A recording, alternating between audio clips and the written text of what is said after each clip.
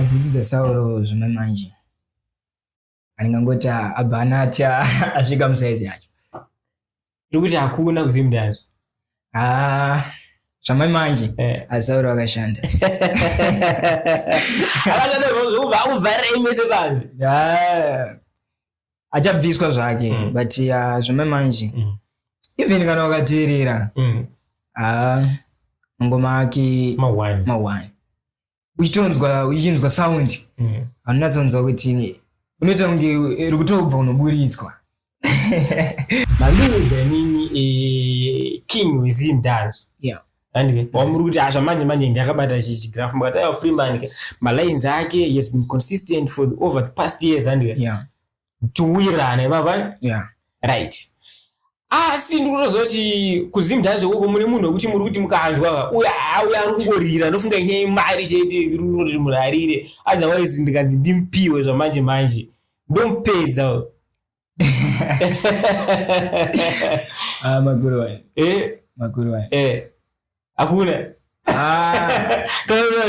kuzim dance unoona tichi so I think pachizogadzirwa mazina akaita sema-cup clash and because vaya pachito vanonga zvoziva kuti uyu ndompedzera especially genre renyu rezim dance mudhara ndo zvaritori ndine masini ema-cup clash and mune here wamunofila kuti I think uyu ndikamupiwa uyu zvamanje ndinompedza musarinya mungana pama-punchlines checho variko mabig artist okutoti uchinatsoteerera unofila kuti ndogona kumupedza but kuti tivataure nemazita mukuru but variko mukuzeza here hakusi kuti munenge masaiza hakusi kuti munenge masaiza ndezvemaweeks vanotozvinzwisisa ivo pachavo kutoti mukomana uyu zvakuzarachi ndezvemaweeks anoziva mumwe akataura pana pakati ona munhu akaita sakona ngale uye ndozoda musoro wake ndo zvaifila akatoona kuti hazvishuwa inini ndikagara pasi nakona ngale tikati 1 on 1 ari ndoita se ndinompedza andika pamwe pechezoti inini ninge anorova zvake mangoma andika ngotiwo munhu akatanga opinda plus finance vamwe zenze iripo ngomana akaita salibo andopedza maclaims ari kuitwa mudhara tichivava handi manje mishow chiurarova naWinky gafa handika vanhu vari kuti ukarova naWinky kana unga une chipo chikubva chapera kana unga uchirira haucharire munozoonawo saizvozvo here kana munozoonawo nemu imi munoti kudii imi saartist imi ari kushuvira oshanda naWinky ndingangoti kana vanhu tichitapuwa management ngatisavomereni handizoziva maybe ndizvo but handitoona kuti munhu wakagadzira zvinopisa Winky anamboficha na Freeman vasati wamboficha vakarova ficha ko Freeman arudi kupera.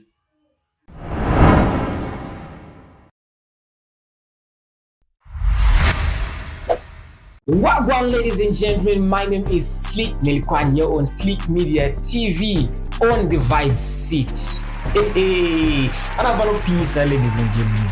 Studio mrenge mjivira mabvira kusangana nema talents akasiyana each and every episode. Right about now in the studio, I have one of an amazing, talented artist. I will let him introduce himself to you. And turns out to say famba, so famba say, and he's coming from the genre music, baba. And I thought that was like one. My guy. Yes, Baba. Wow, God. What do you say? Dara dufara mnara na kone matitsika ukona kwa Slick Media TV mnara. Sure. Still kurise kunovyo. Kunovyo kuribo. Say maweeks haribo. Haribo season mkona. Zurura hizi 2026 mba. Yeah, 2026 ziri nani. Yeah. Alright mdara tisataenda kuweka ndichangokumbira kuti mungozvi-introduce andika kuredu yeZimbabwe iri kuona. Alright. Yeah. Ari panapa anonzi Jackson the Real Man. Yeah, zita ri pachitupa anonzi No More Kanunga. akabarirwa kuMount Darwin then akakurira ikoko. Ndazwa zvakanaka iri mudara panzi Jackson the real man mudara ndizvo the real man mudara Jackson the real man zvakatanga sei yanga sei Jackson the real man? Okay, tinongoti kubva chiri kuenda kuchikoro ndangoti ndiri grade 3. Alright. Ndangorowa mangoma ndiri padheni zvongorowa mangoma ndiri padheni zvongonakirwa. Yes, ndiri pafazhi bye ndainyora mapepa zvokutoti ndaitomboroverwa nyaya yekuita se nyaya iyoyo yokunzi uri kuisa marara paschoolyard yard. Mabhuku ekunyora masubjects ekuchikoro mainyorera mangoma maizi. Yewe, saka patikazoti Jackson the real man avepo. Zvakatanga rini izvi?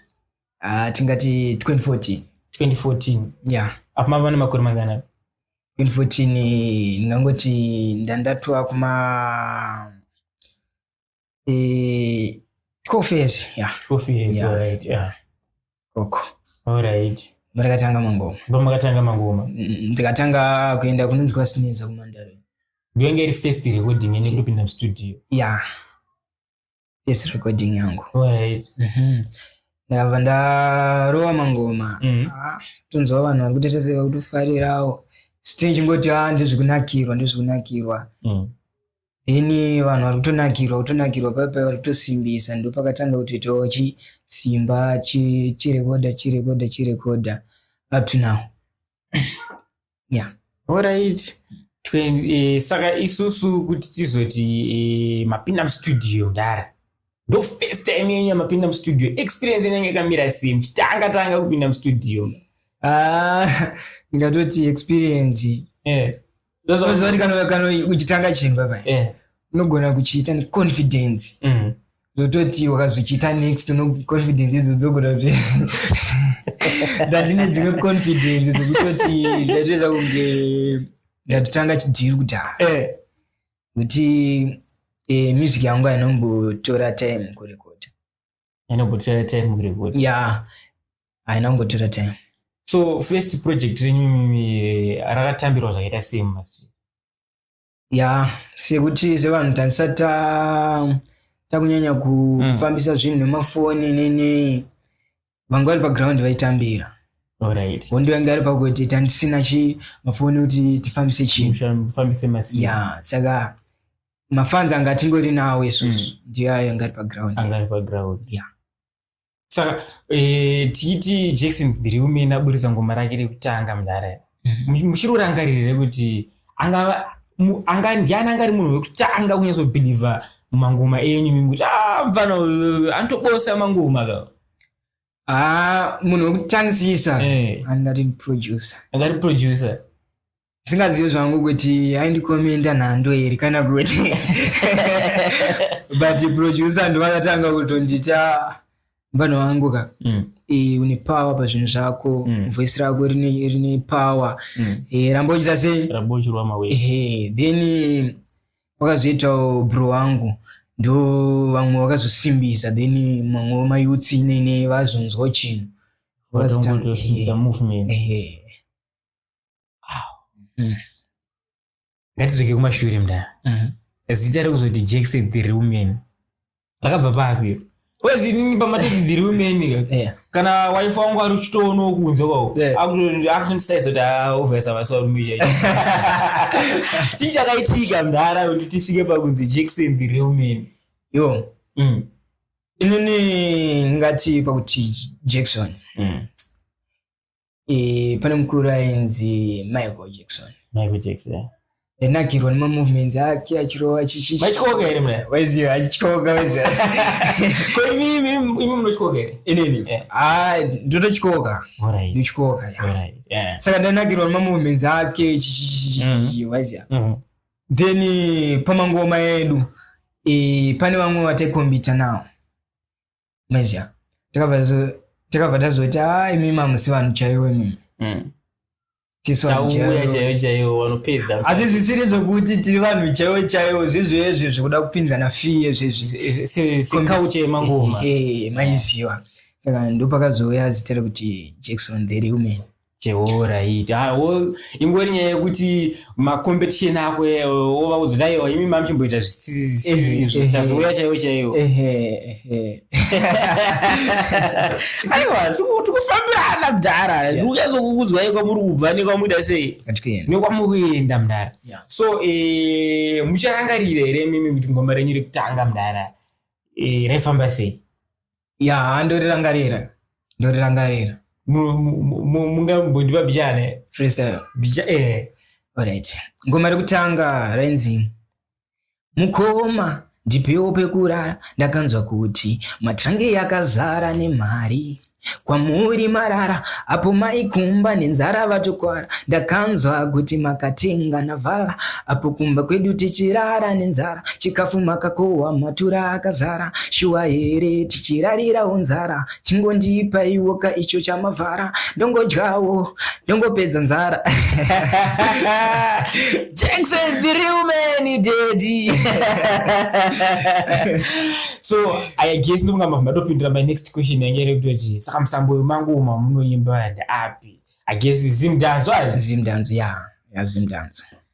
ndakanzwa muchi kudeni kudarira mandarin zimdanzo kudarira yakamira sei?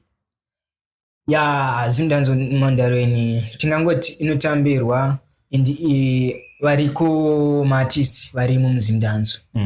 The Lexi Rasnoxi, alright, na Platoniki, Rastina Boy, alright, niso ana Jackson the real man tiri momo. Patinoro mangoma vanhu vari kumatambira mangoma acho vari kutamba, even patinonzi takito mashows panouyawo mabig artist edu ana Wind President ana Freeman. Vanhu vanenge vachiita sei vachitambira maweeks. Aiyo inyaya dzakanaka idzi mudhara ndika. Muchitarisa imimi musambo wenyu wezimdanzo seems as if vanhu wawanda urova zimdanzo mudhara. Tingati zimdanzo yawandirwe here oversaturated here mudhara yawandirwe here zimdanzo kana kuti ndizvozvo zviriko? Imimi munoona sei? Ndingamboiti zimdanzo yawandirwa. Toki akamboimba zvanzi kana uchivhima usatariza kuti munani musango. Munhu wese ari kutsvaga. Saka inini handingamboti zimdanzo yawandirwa. Chinhu chinogona kuputikira kwandiri, chinogona kuputikira kwamuri, chinogona kuputikira kuna someone. Saka takada kuti chinhu chawandirwa tenge chitoita kuti vamwe vanhu vasapinde muchinhu. Unodovharira vamwe vanhu. Ufu ichi vanhu anogona kutopinda mudhiuka. Dhiu rovha ratoputika kwaari. Saka zimdanzo haisati yawandirwa. Chitori nespace. Space big time. Real Jackson. So apa mudhara kubva mumatangura mangoma apa kusvika izvezvi mungati maane masongs akawanda sei? Masongs zvezvezvezvi ndingangoti ndine 2 albums ne 1 sing track. Alright. Ko pane here yamunoti pamangoma sofa ndati ndarova aya iri ndo ngoma sofa ratirapusha kudarika mangoma angu ese? Ngoma rapusha kudarika mangoma ese riripo rinonzi Ndangariro, then kozoita rimwe rine collab na Wind President.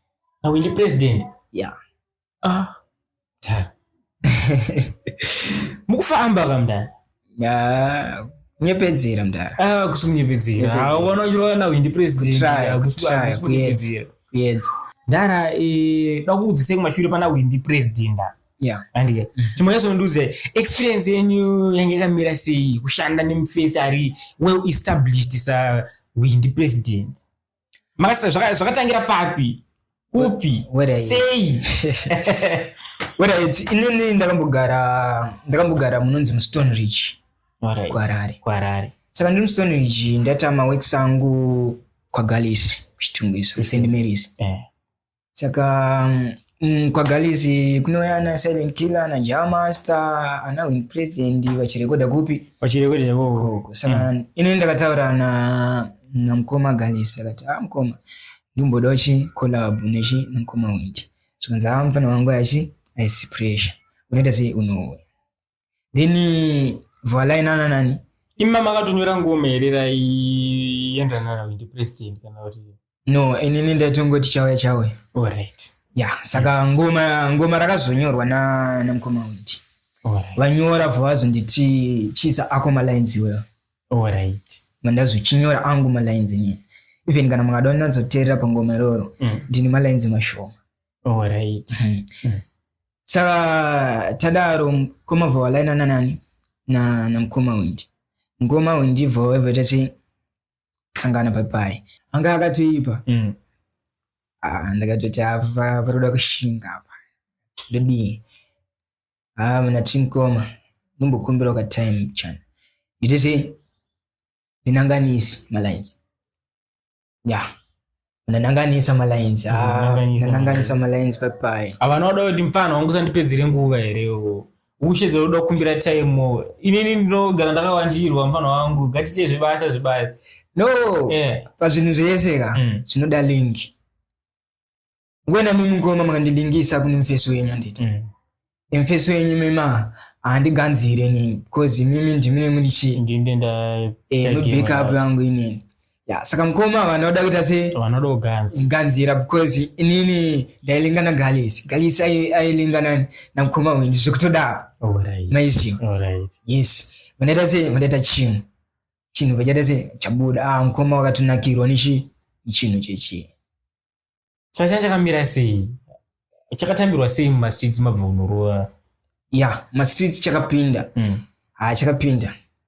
Tongoti chinu chakanzwikwa nevanhu. Yeah, but singazoziva kuti wakawa number yacho vachichinzwawo.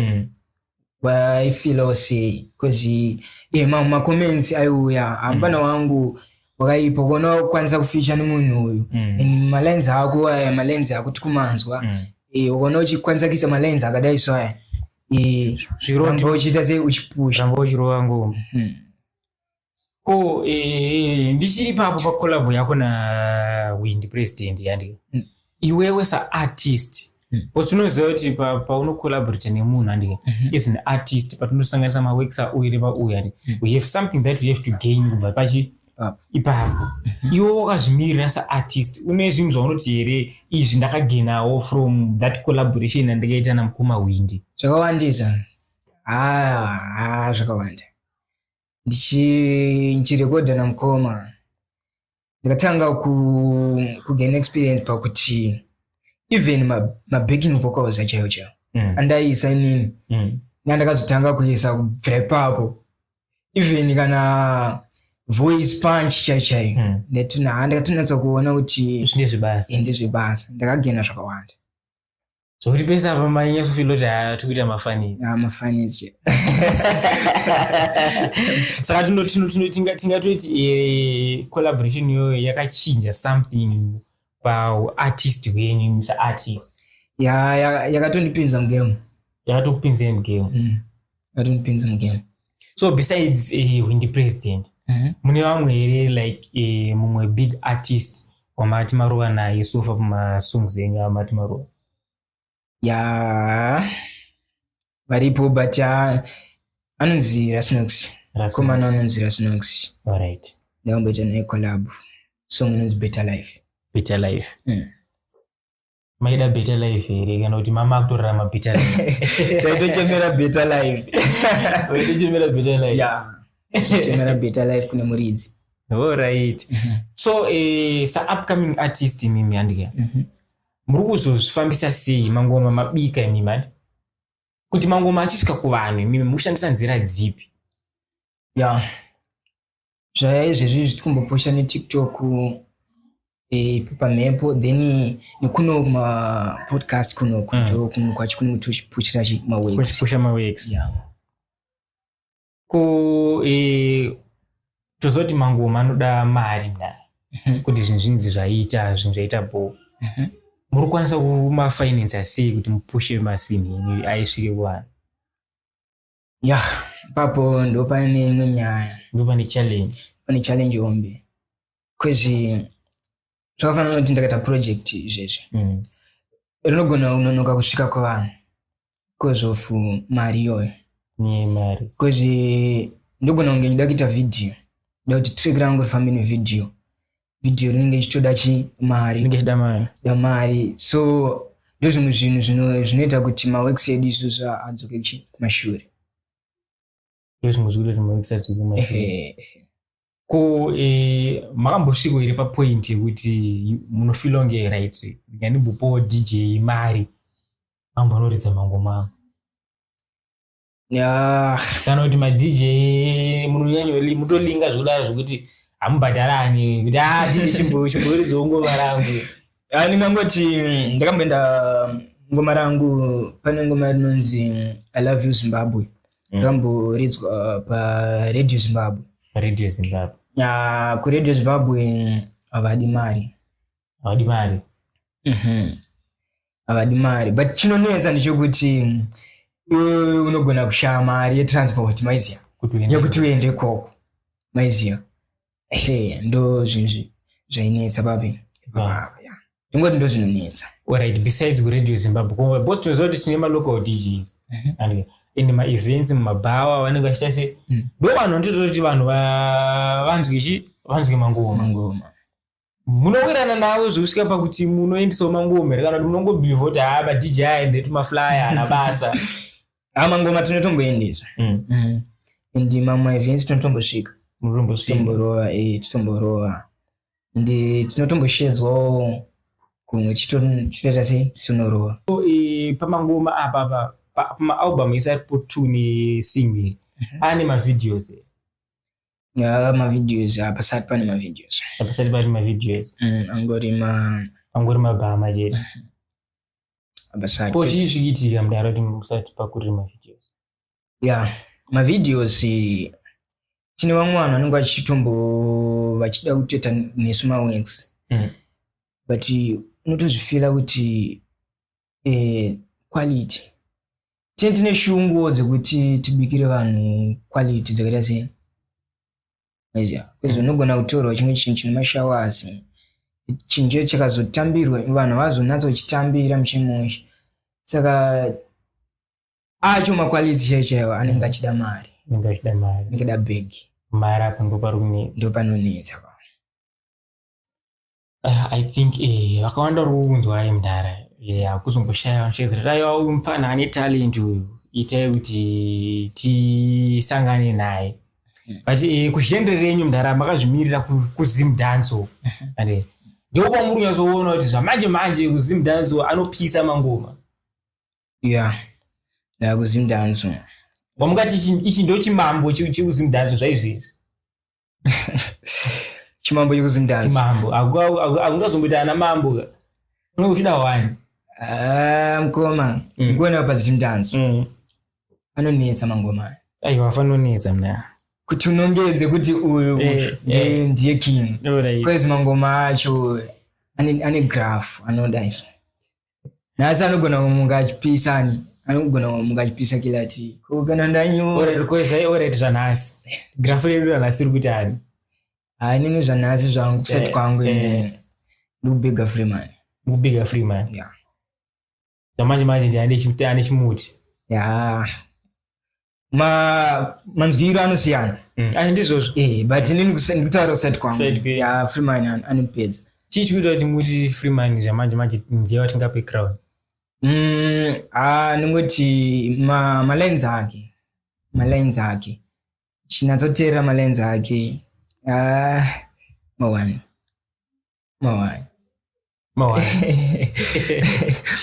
ndichinatsa kumateerera malines ake mawani arikupedza plus ndowirirana nemi mudhara Dr. zvamanje consistency yambo vashanda every year havasi kushaya one ngoma rinombopisa mumastates. Zvinozomboita kuti ndimbodzoka kumashure. Tinoziva chibaba chemangoma chakakika bhaketi handika RIP to Soldier Love. kuna mwana vari kubhilivha izvesona nhasi kuti bhutsu dzasauro hasati dzawana anodzikwana. Bhutsu dzasauro zvamamanje andingangoti abva ati asvika musaizi yacho tokuti hakuna kuzimu dance. Zvamamanje asauro akashanda.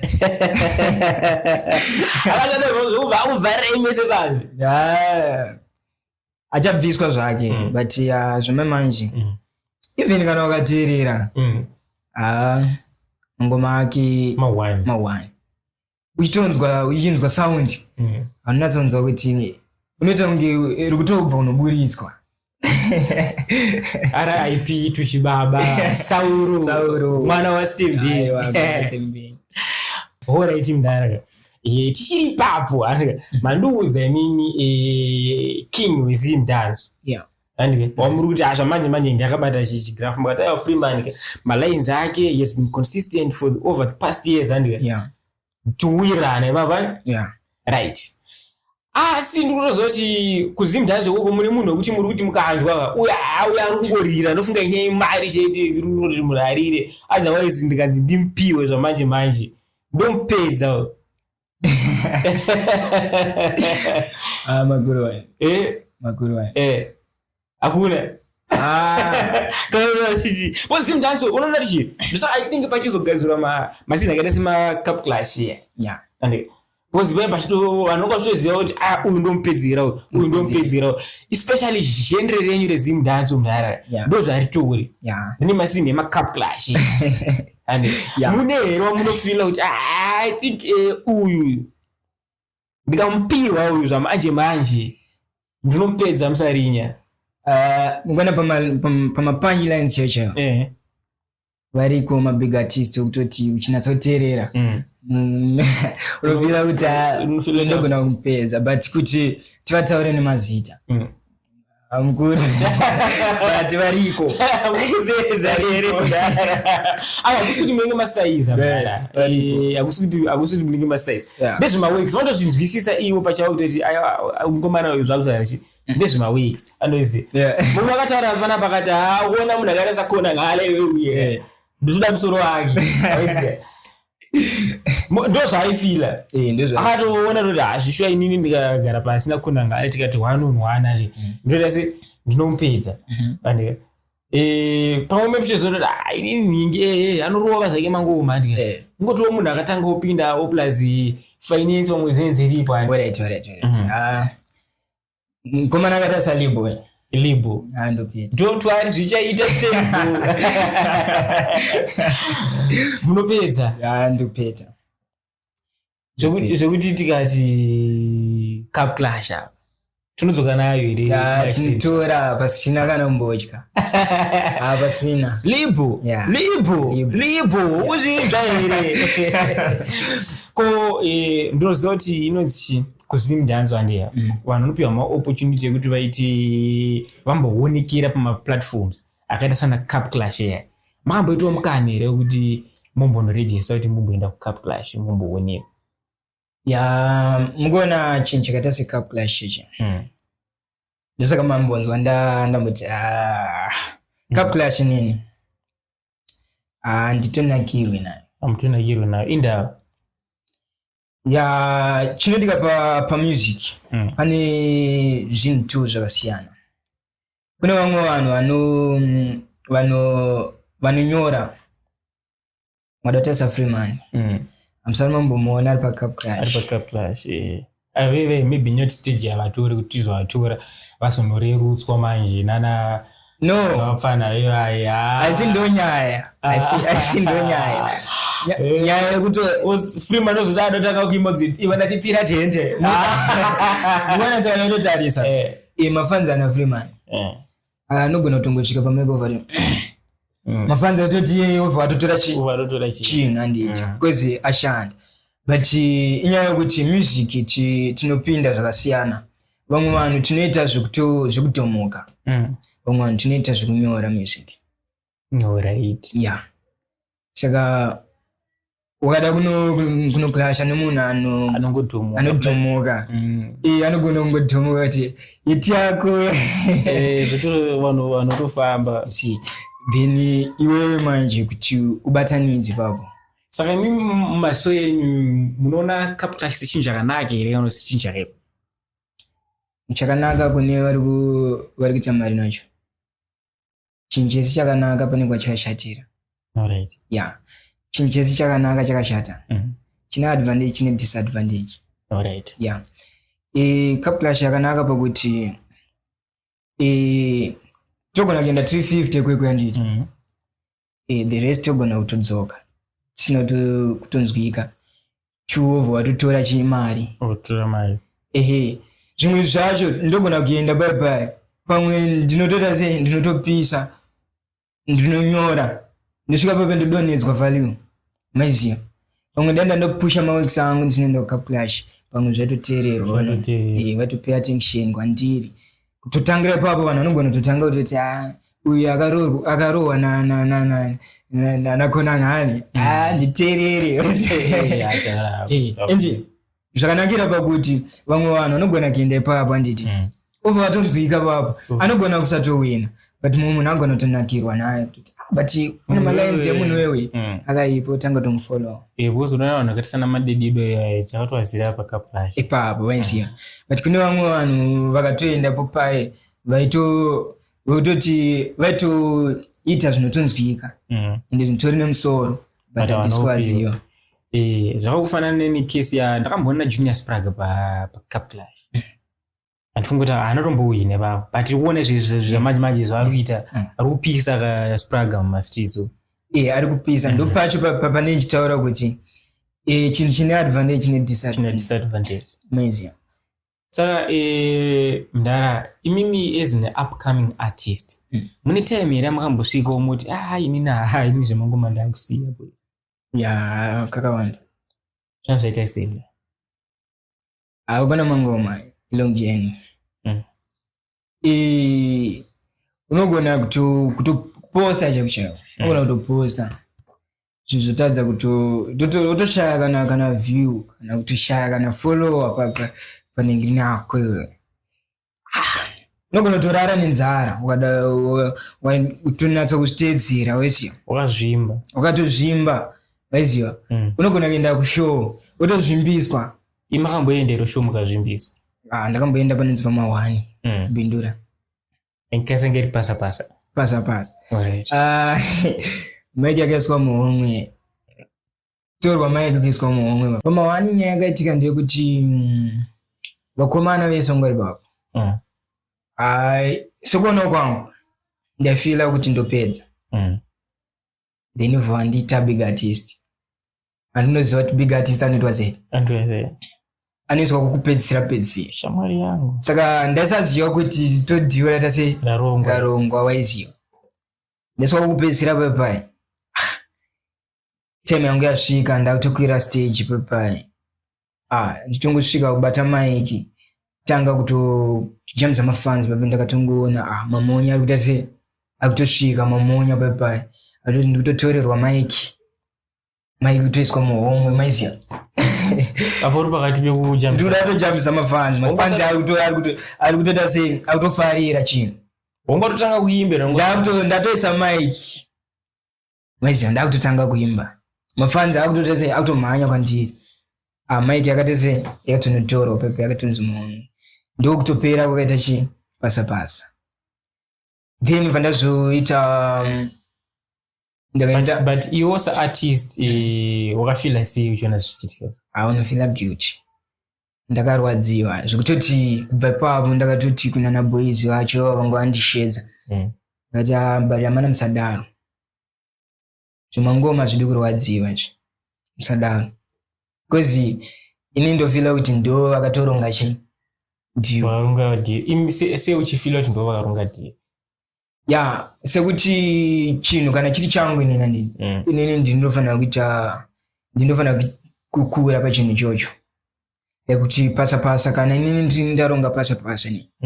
ndofana kupedzisira nini kozi zita rinenge chizikanwa papo ndirako. Saka kana wakuzoita mumwe munhu handiti wazoti mumwe munhu upcoming sewewe wakumuita big artist papo saka unotoona kuti idhendi ratoita seratorongwa ndobvariwo chipanze. Saka ndo maonero ndakaita papo. Saka kumangoma kwakaipa wanonga wachivharirana panze kwakaipa. Ndakaenda imwe show yekumahusekwa yanga ina label Jamaster. Inini ndakateedzana na label. Ndinefana kusira label wozosira na label. Ndinefana kusira label. Stage handiti. Label sira Jamaster. Show se maize. Ndakakwira stage ndakaimba one song. Ndakutoona kumashure kwangu maside kwangu matuani wanu sikanzi label asvika. Adatoimba amana boere ko chingondisiyaka ndingoita ningopedza zvikanzi aiwa label na Jamaster ndomurizo ichinhu ichi soburuka izvezvi. Ndana DJ anonzi Real King mufesi wangu anondiridzira kana ndaenda kuHarare anogara kuchitongwisa. Takatorongedzeswa paya soburuka tingadi hapana takabva tatosiya chi.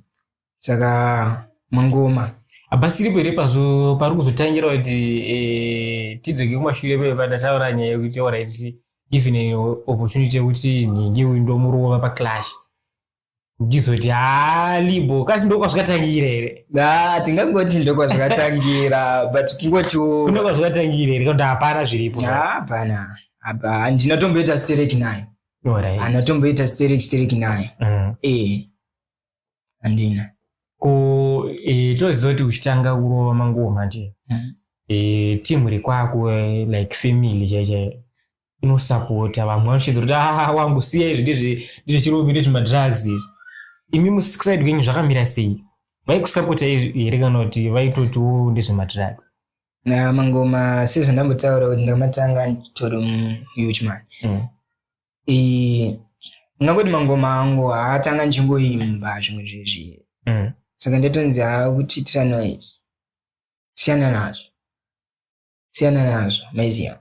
Makambopiwa here muchiri papo makambopiwa comment here kuti mega munoti makaifunga comment iyoyo ngoti asaumana vanhu ngavasadaro. Anzi mangoma pezira kwacho unogona kutopenga nawo. Makanzi mangoma unogona kutopenga nawo. Unogona kutopenga so manya msaringa yocha. Siyana nako because maparents vanenge vachibhiliva kuti munhu akatongotanga kuita zvemangoma autorova bvunti chidombo hakuna mubereki anofarira kuti mwana wake apinde mumadrugs. Saka vanenge vachida kudzivirirawo ipapo kuti vanenge vasingaziviwo kuti talent remunhu rakamira sei. Ko iwewe saZim Danso artist andi chaona kuti kune nyaya dzanetsa dzemadrugs andi ino vanhu vakawanda sezvawabva kutaura kuti vabereki vakaona munhu achiimba Zim Danso vachinji vanofunga kuti ndezvemadrugs ndezvedombo izvi ndezvembanje. Andi what's your stance? Imimi munotokudisa Zim Danso artist munotokudini nyaya dzemadrugs?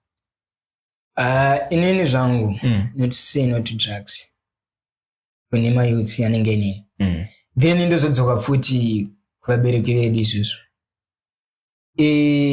Kuita music akusi kuti munhu akutopinda madrugs. Ndakangoti madrugs inini munhu anenge angogara achirova madrugs angagara achitongoda anengagara achitotongoda zvemadrugs.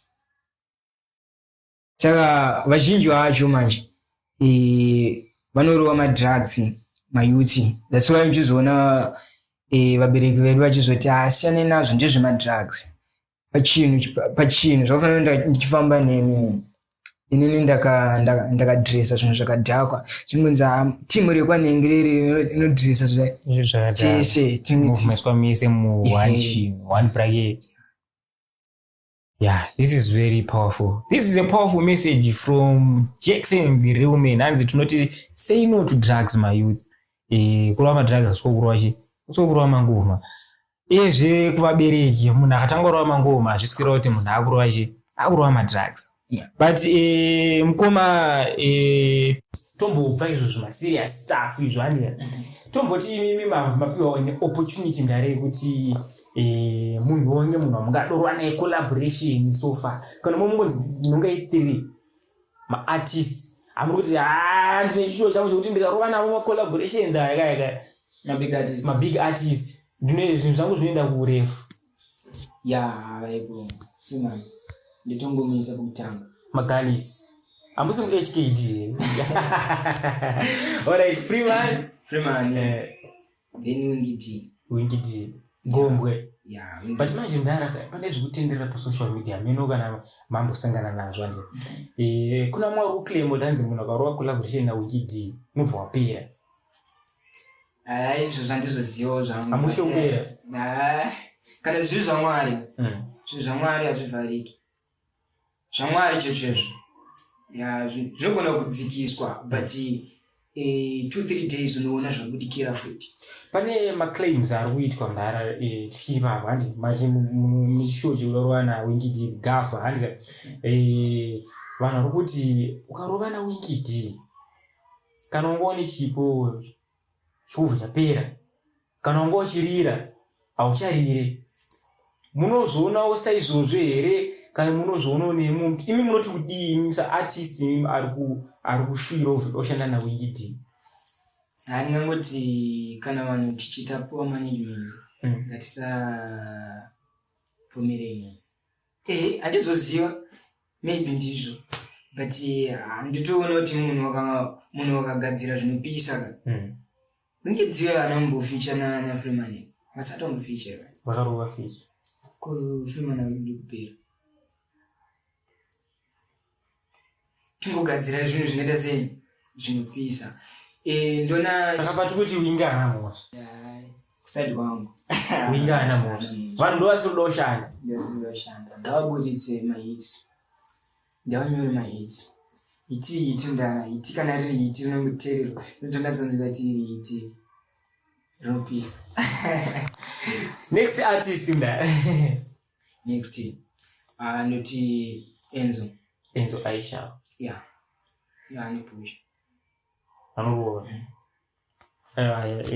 ndara inini chishow changu ndara ndira kuti vanhu vakuona mwari apindire ndara pangoni komukana wekuti mangonzi mufesi wangu madharu yenisha uya kuno timborwa mawex nemaita kuti mangoma aite se aende mberi apusha. So apa mune maprojects era mukurova zvaizvizvi kuti vanhu vanofanira kutarisira kuti pane maprojects akatinaka atangurova zvaizvizvi tine singu riri kuuya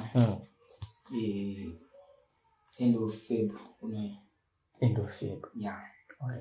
tichingotanga March chinge chatochidonedza chatova muchini muhana saka kune song inonzi unondida here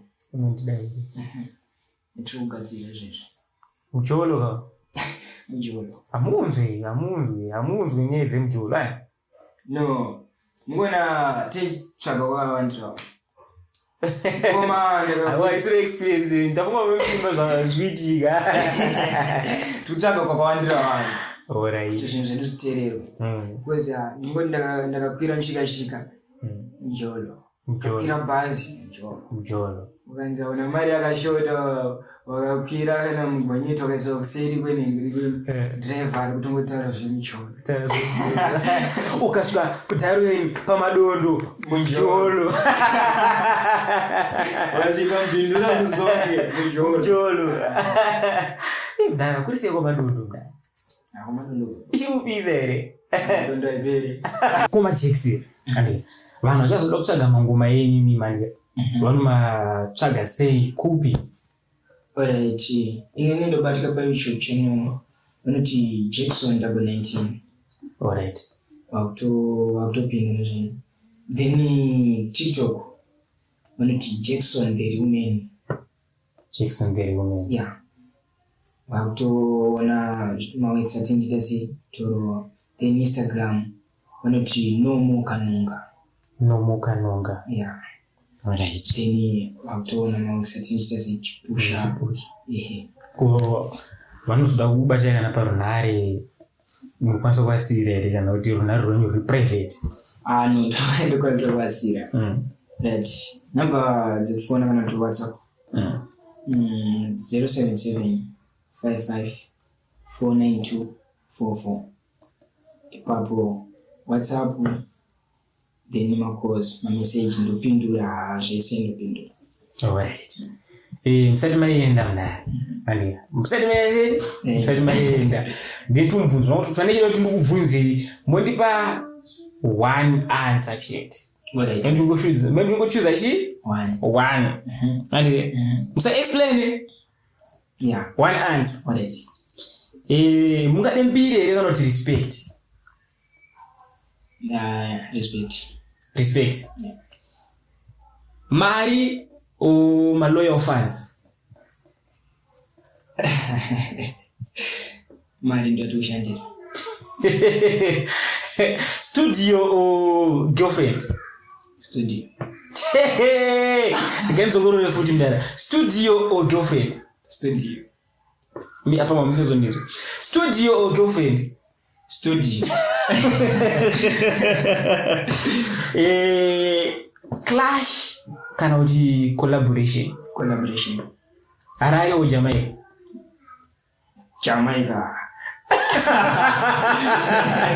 Ladies and gentlemen, yes I am.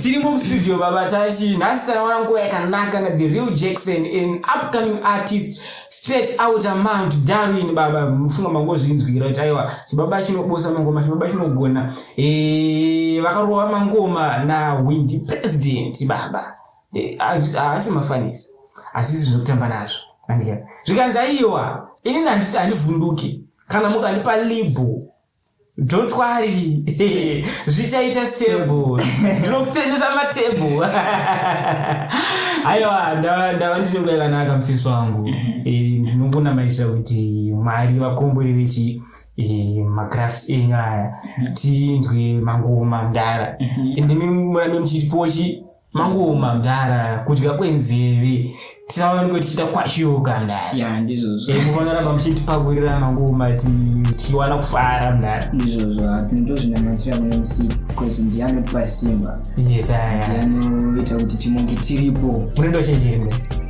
ya chechinenda yeah.